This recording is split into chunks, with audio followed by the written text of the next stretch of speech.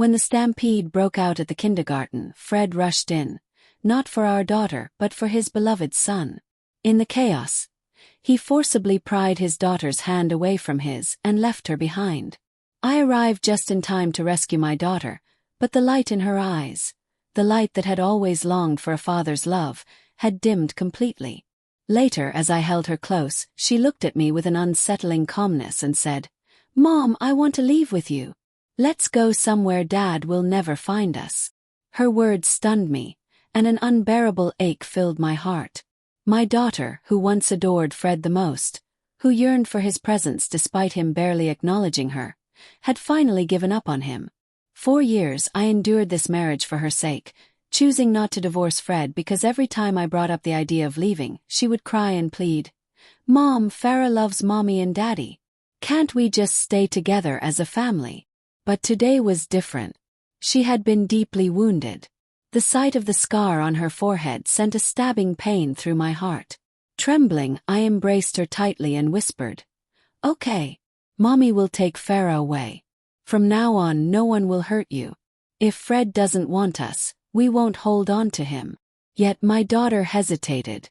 "Mom, tomorrow is my birthday.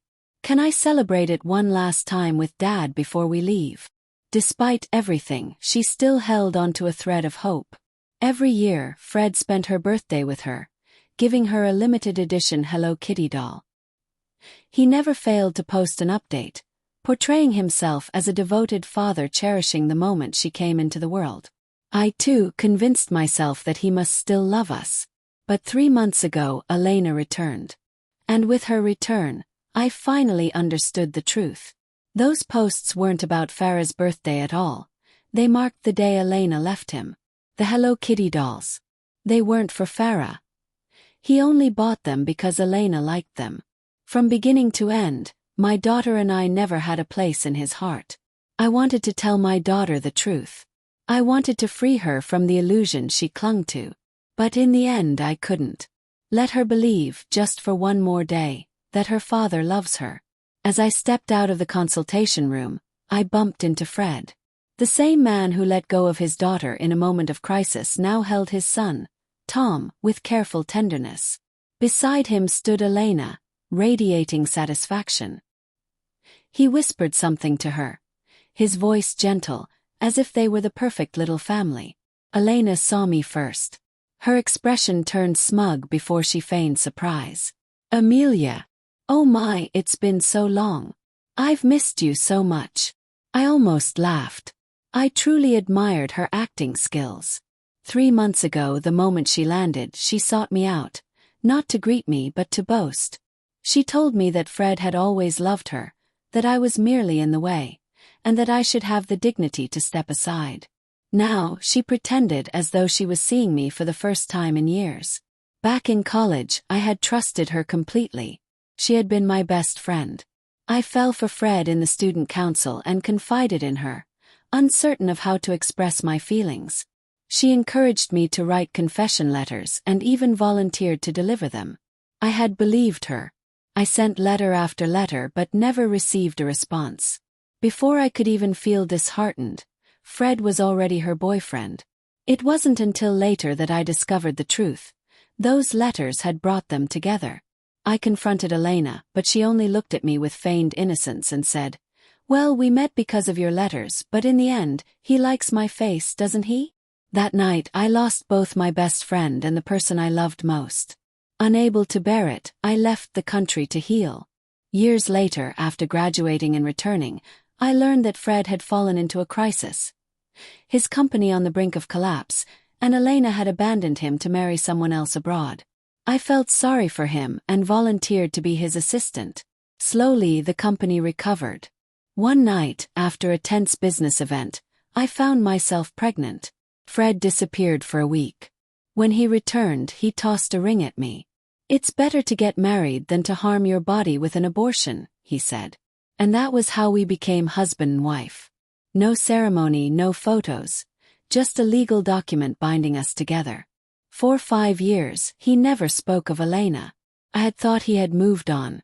But now I see it wasn't because he had forgotten her, but because the memory of her was too painful to revisit. Now, with her back in his life, he has finally gotten what he always wanted. And I, an insignificant presence, should now make my quiet exit. Fred's gaze flickered to the scar on Farah's forehead, and for a moment, a rare trace of guilt crossed his face. Farah, I didn't mean to leave you behind today. But even as he said this, his arms remained wrapped protectively around Tom. Farah looked at the scene before her. Tom safe in her father's embrace, Elena standing close beside him. There was longing in her eyes and pain. But in the end, she only bit her lip, swallowed her tears, and shook her head. Farah had always known that Tom didn't have a father, so she took it upon herself to care for him more.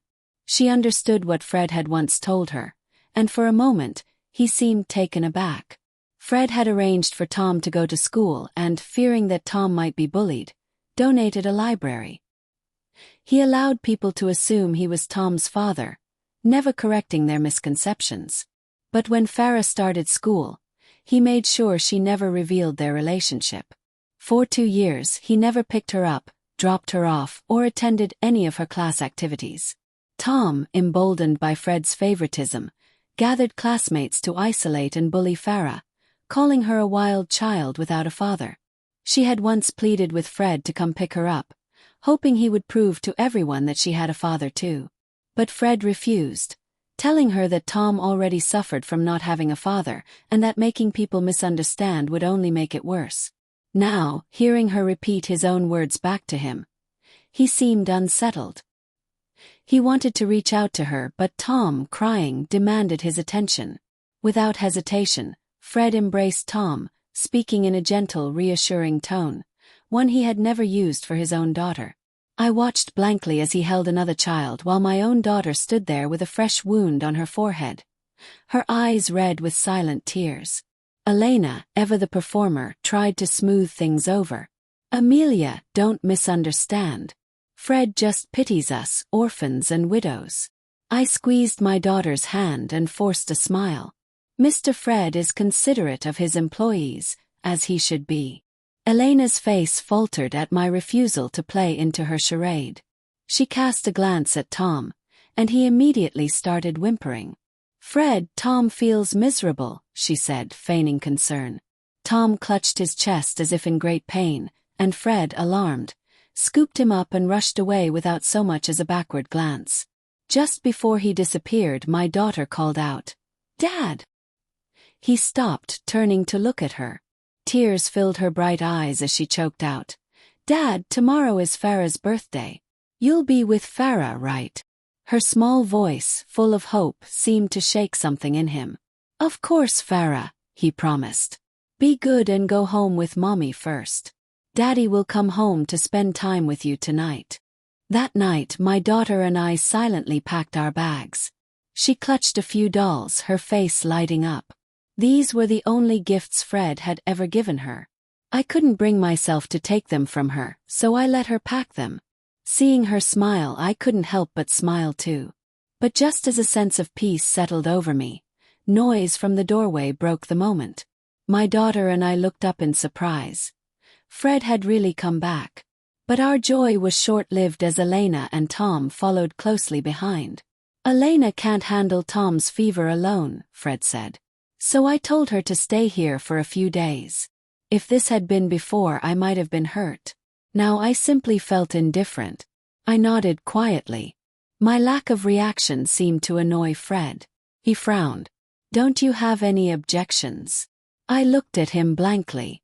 "This is your house, Fred. You can let anyone stay here if you want." His irritation deepened. "The guest room is too dark." Tom was scared. "They'll stay in the master bedroom. I'll stay with them tonight." Even though I had resolved to leave, his words still stung. Could they not even wait until we were gone? Elena looked smug and my heart clenched. But I just nodded. I had already made my decision. Whatever Fred did from now on was no longer my concern. Just then, Tom lunged for my daughter's doll, trying to snatch it away. My daughter resisted, and as Tom threw a tantrum, Elena scolded him.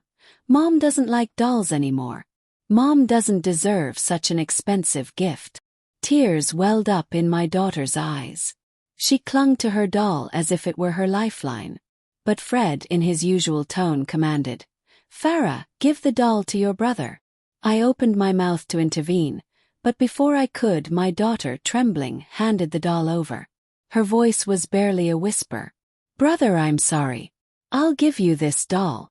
Fred, satisfied with her obedience, reached out to pat her head, but she shrank away. She didn't look at him. Instead, she turned to me and said, "Mom, Farah is tired. Let's go to bed." My heart ached in a way I couldn't describe. No one understood my daughter's pain more than I did. Fred seemed to realize he had spoken too harshly, but it was too late. The damage had already been done. Farah's birthday was tomorrow, and Fred, as if trying to make amends, promised her a bigger doll. He truly believed she would be delighted, her sorrow erased by the prospect of a new gift. But without even turning to look at him, she quietly refused. "Thank you, Dad, but Farah doesn't like dolls anymore. Please give it to Brother Tom." For the first time, Fred was rejected by his daughter. He hesitated, wanting to hold her to comfort her, but before he could move, Tom clung to his leg, demanding his attention. I lifted my head, took Farah's hand, and led her to the guest room. At that moment, Fred had no idea this was his last chance to hold his daughter, yet he let it slip away. The next day, I took Farah to the kindergarten to withdraw her. As we arrived at the entrance, we unexpectedly ran into Fred and Elena, with Tom in tow. Fred frowned, his voice low with discontent. "Why didn't you wait for me?" I inwardly scoffed. Had he forgotten? When I was unwell and asked him to take Farah to school before, he accused me of playing mind games and insisted I make our relationship public. From that day on, I never once asked again. Elena, exuding the air of a hostess, chimed in smugly. "Yes, Amelia, why did you bring Farah alone? Fred personally drove Tom today. We could have all come together." She made sure to emphasize their closeness, but it no longer mattered. Neither Farah nor I would feel sorrow for Fred anymore. Just as I turned to leave with my daughter, the principal rushed out, eager to ingratiate herself with Fred. "Oh dear, Mr. Fred, you're so busy, yet you personally bring little Tom to school. Tom is so lucky to have such a responsible father." Then, turning to Elena, she beamed. "This must be Miss Elena, right? So beautiful. You and Mr. Fred make the perfect pair." Her flattery filled the air, oblivious to the tension between us. Fred stiffened, his eyes darting to Farah and me, panic flickering across his face. But he did not correct the principal's assumption. Instead, Tom beamed, nodding enthusiastically. Farah pouted, shrinking behind me, her small fingers clutching my sleeve. Then the principal, finally recalling why she had come out, turned to me. "Miss Amelia, your withdrawal request requires the child's father's signature." I tried to stop her, but it was too late. Fred turned to me, confused. "Withdrawal request." The principal was about to elaborate, so I quickly intervened. "It's nothing. Farah got hurt and has to withdraw from the cultural performance." Fred, unsuspecting, reached for the document. "Where do I sign?" The principal quickly stopped him, chuckling. "Oh no, Mr. Fred, it needs to be signed by the child's father." Fred's expression darkened. "I am Farah's father. Is there a problem with that?" The principal blinked in shock, her smile faltering at his sudden declaration. I could only stare, stunned. Why was he doing this now? Was it pity? Charity? But my daughter and I no longer needed it. Snatching the document from his hands, I turned to the principal. "I'm sorry. Mr. Fred was joking. He is Tom's father. My child has no father." Fred flinched, his mouth opening as if to argue, but no words came. I took Farah's hand, murmuring, "Don't worry, sweetheart. Mommy will sign for you." But Farah only shook her head and whispered, "Uncle Fred, you're not my dad. Farah doesn't have a dad." Her words left Fred frozen in place. Gently, she pulled her hand from his grip and placed it firmly in mine. As we walked away, his voice called after us. "Amelia, is this what you've taught Farah? Since I'm not her father, I suppose I don't need to come to her birthday tonight. Anger flared within me, but before I could respond, Farah squeezed my hand and answered softly, "Uncle Fred, if you're busy, please go ahead with your work." Tears stung my eyes as I looked down at her small, determined face. She bit her lip but refused to cry. I bent down, gathering her in my arms, and walked away. That night, I prepared the usual feast and ordered a birthday cake. Farah and I sat at the table, waiting. But deep down I had already let go. Waiting was merely to give myself closure, to bury the last remnants of hope. The minutes crawled by. As the clock neared midnight, my phone chimed. It was from Elena. "Don't wait anymore. Fred is already asleep." Attached was a photo. Fred asleep, his arms wrapped around Elena and Tom. They looked like a picture-perfect family. Setting my phone down, I struck a match, lit the candle, and turned to my daughter. "Farah, make a wish." She showed no disappointment, no sadness. Only quiet acceptance. Obediently, she whispered, "Mommy, I want to give my wish to you." My heart softened.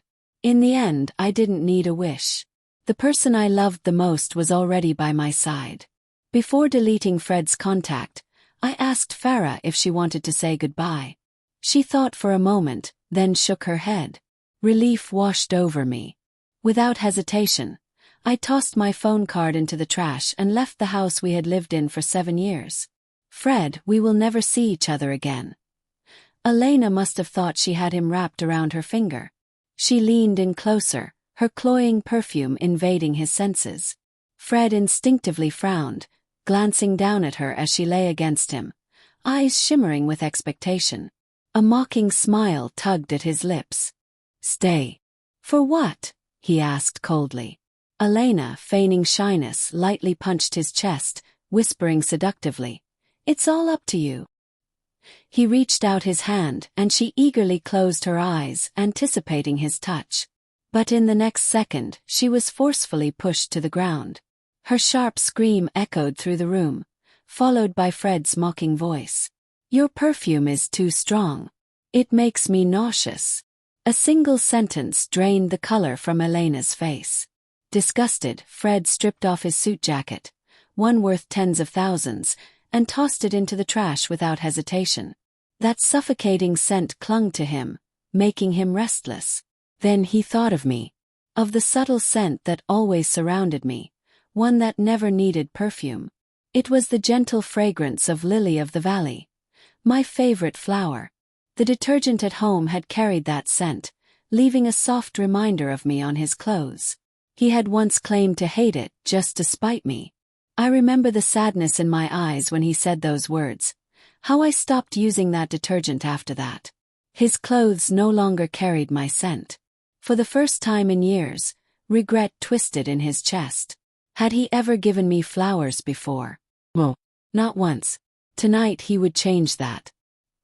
He imagined me opening the door to find him standing there, holding a bouquet of lily of the valley and the gift he had prepared for Farah.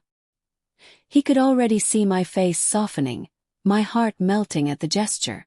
After all, I was always so easily pleased, wasn't I? But when he arrived home, the house was dark. Confused, he turned on the lights.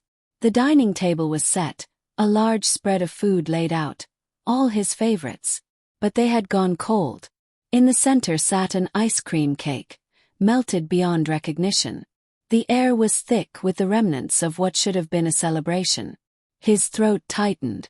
"Amelia! Farah!" he called. Silence.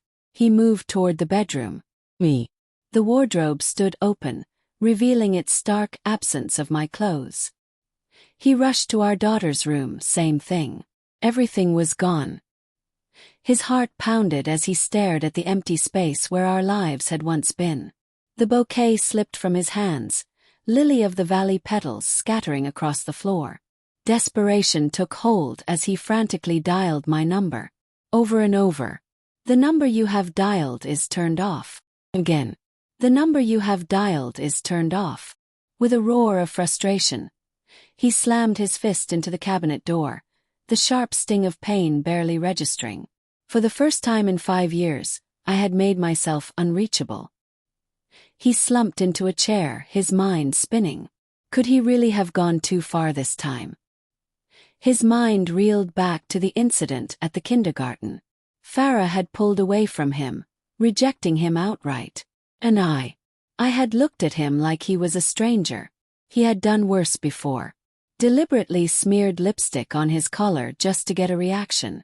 But I had never fought back, never left. And now, when he hadn't even done anything particularly extreme, I had vanished without a trace.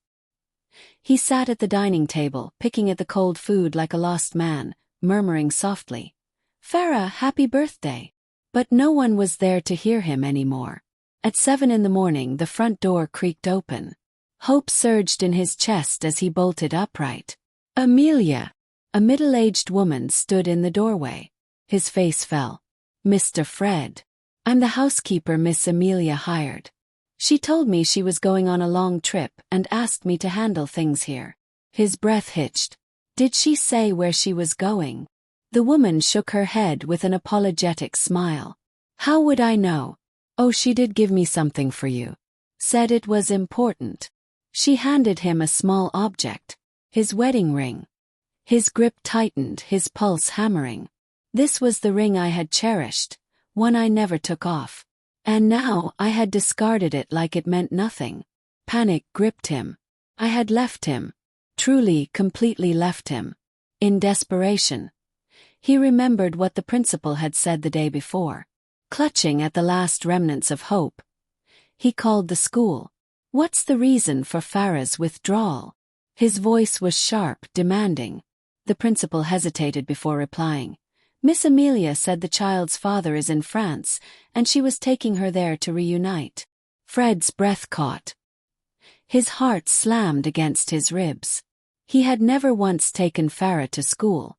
If he had, this lie would have fallen apart instantly. Without wasting another second, he booked the next flight to France. He was going to find me and Farah. He would not let us go. Meanwhile, in France, I was basking in the joy of my newfound freedom. Over the years, while Fred had been cold to me and my daughter, he had never been stingy with money. I had invested wisely, and my wealth had multiplied several times over. Now I had everything I needed, a life of comfort, beauty, and peace. No husband. No more waiting for someone who never came home. No more wasting time preparing meals for someone who barely acknowledged them. No more second-guessing his emotions, enduring his moods, or caring about who he really loved. At last, in my own home, I could live as I pleased. Farah ran through the new house, laughing with delight. "Mom, this is a princess's house." I watched her bounce on the pink bed I had prepared just for her. Back home, such behavior had been forbidden. Fred, despite his absence, had filled our lives with rules. No speaking at the table. No making noise. Even walking had to be done quietly. If I displeased him, he would give me that cold, disappointed look that made me feel ashamed, forcing me to apologize just to keep the peace. But now, in our new home, we had no more rules to follow. And I had never felt happier. We finally had the freedom to do whatever we wanted. After jumping around for a while, my daughter ran over to me, eyes bright with excitement. "Mom, can we have fried chicken for lunch today?" I smiled and gently tapped her little nose. "Of course." She cheered but then hesitated, her voice turning cautious. "Mom, can we live like this every day from now on?" A pang of sorrow gripped my heart. I regretted not leaving sooner. My daughter, who should have grown up carefree and happy, had been forced to experience insecurity at such a young age. Because of a man who never truly loved us, she had learned to tread carefully, always afraid that happiness might slip away. I held her close, pressing a kiss to her forehead. "I promise you, sweetheart, you can live happily for the rest of your life." Her little face lit up with joy, but before I could relish the moment, the doorbell rang. Expecting a delivery, I opened the door with a smile. But when I saw the person standing there, my breath hitched. Fred. He looked exhausted, as if he hadn't slept all night. In his hands, he held a giant Hello Kitty doll and a cake. My daughter peeked around me, her expression shifting from surprise to indifference. "Farah, Dad is here to celebrate your birthday," he said with a forced smile. Farah glanced at him, then at me. Then in a calm voice she said, "Dad, my birthday has already passed. And I don't like Hello Kitty." Fred's expression stiffened, and without hesitation, he tossed the doll aside. "What about the cake? Later you can tell Dad what you like. I'll get you anything you want." I stepped between them, shielding my daughter from his desperate performance. "Fred, stop pretending. Save your fatherly act for Tom." His eyes brightened at my words, as if he had found a loophole. "I knew it. You're just jealous. Stop being stubborn, Amelia. Come back with me. I promise you'll never see Elena again." I stared at him in disbelief. How could he be so confident, so oblivious to everything he had done? It was as if he thought his mere presence was enough to make me forgive and forget. "Fred," I said, my voice firm, "I've already signed the divorce papers. My lawyer will contact you soon. I don't want any shares in your company. Just the assets under my name. Our daughter stays with me. Once you sign, you'll never have to see either of us again." The smile on his face vanished. He searched my expression, looking for any trace of hesitation. But he found none. "Amelia, I won't agree to the divorce," he said, his voice laced with irritation. "I've done nothing wrong. I will not let you leave." I laughed in disbelief. "Nothing wrong? Are you serious? 5 years ago you got drunk and acted recklessly, then played the victim and blamed me. When I got pregnant, you disappeared to mourn your first love, then threw a ring at me and expected me to marry you. You emotionally manipulated me for years. You never cared about our daughter. Not when she was born, not when she took her first steps, not even when she called out for you. Have you ever held her more than 10 times? You didn't even let her call you Dad in public, but you let everyone assume Tom was your son. And when there was an accident at her school, you abandoned her to save Tom instead. Now you show up with a Hello Kitty doll. Was that for Farah or Elena? Do you think this pathetic gesture will erase years of neglect? Tell me, Fred, which part of this do you think is fair to me or our daughter?" Fred's face darkened, but instead of shame, he was angry. "You deceived me first," he scoffed. "When have I ever lied to you?" He clenched his fists.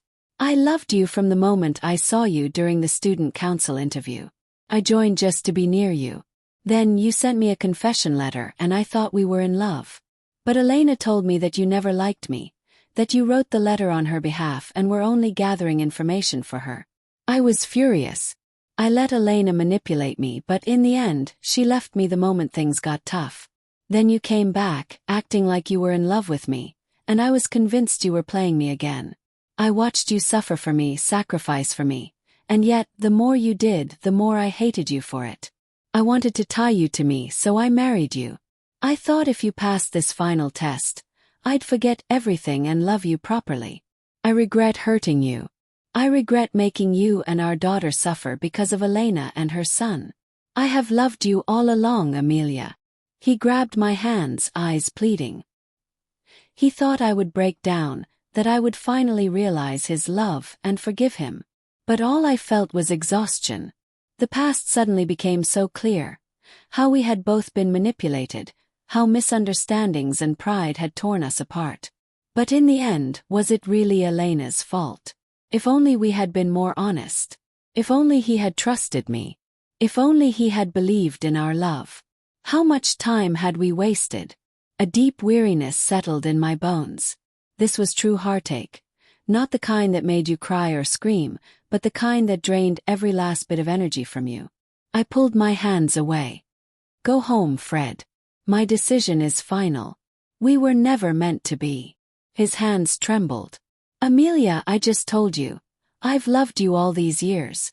What more do you want?" I met his desperate gaze, my voice unwavering. "I want you to never appear in front of me again."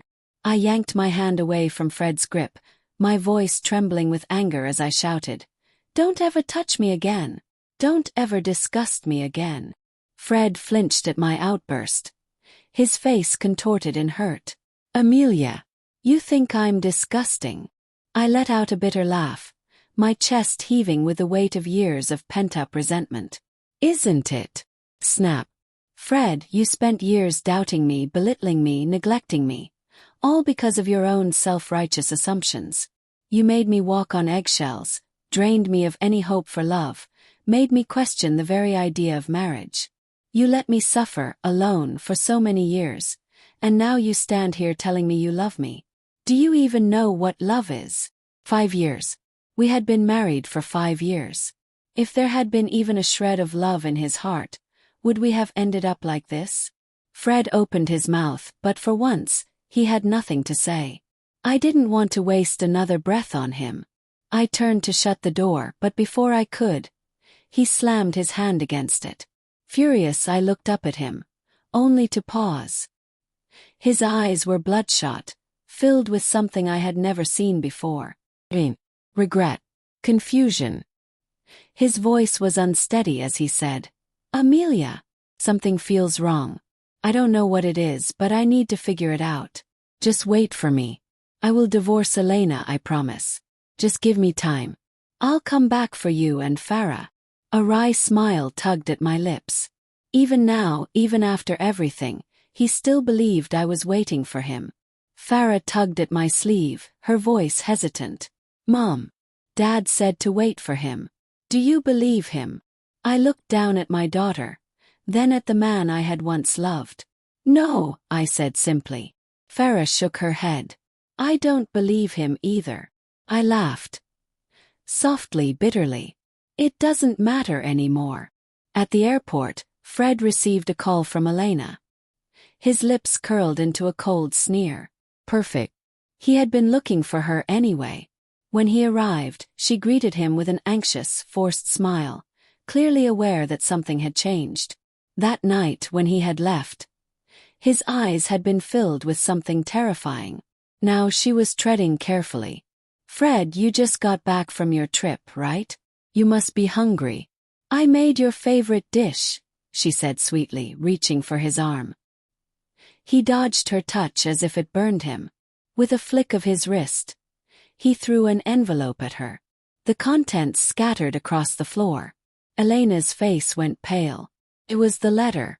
The letter I had written to Fred all those years ago. Elena's lips twitched. Quickly, she tried to recover, plastering on a shy smile. Fred, I didn't know you still kept these letters. I'm really touched. Fred's gaze was ice.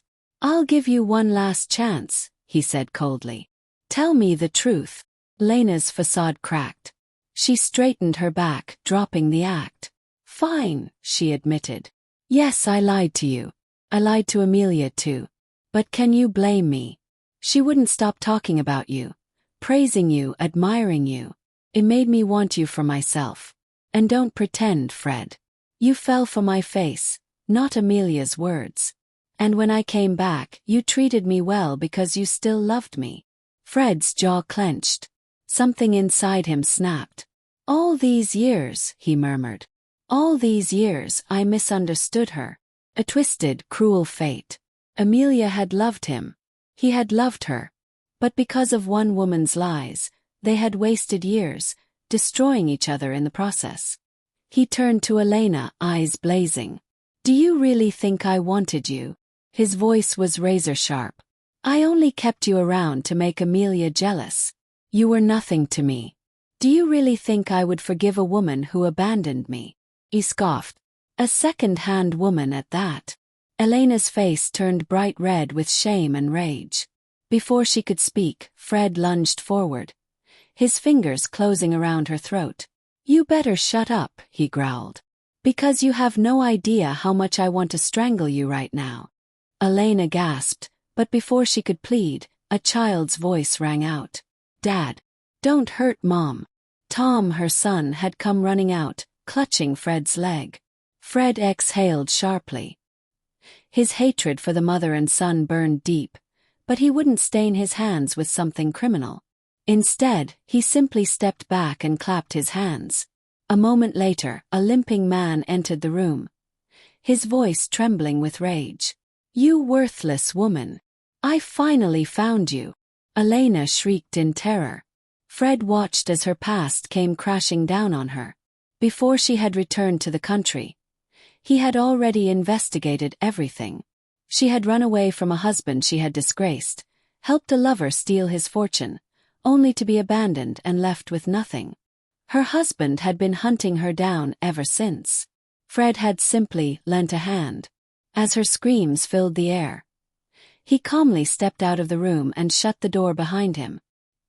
He had more important matters to attend to. By the time he finished tying up loose ends, Fred was desperate to return to me and Farah. He wanted to tell me everything. He wanted to make things right. But just as he was about to board the plane, his assistant called. A crisis had erupted at the company, something only he could handle. His stomach churned with frustration. He had no choice but to return to work. By the time everything was settled, it was already the next night. His assistant begged him to rest before flying out, but he refused. I can't wait, he muttered. So they booked his ticket. On the way to the airport, he closed his eyes to rest, only to be jolted awake by the violent crash of metal. His car was rammed once, then again, and before he could react, it spun out of control, slamming into the guardrail. Darkness consumed him.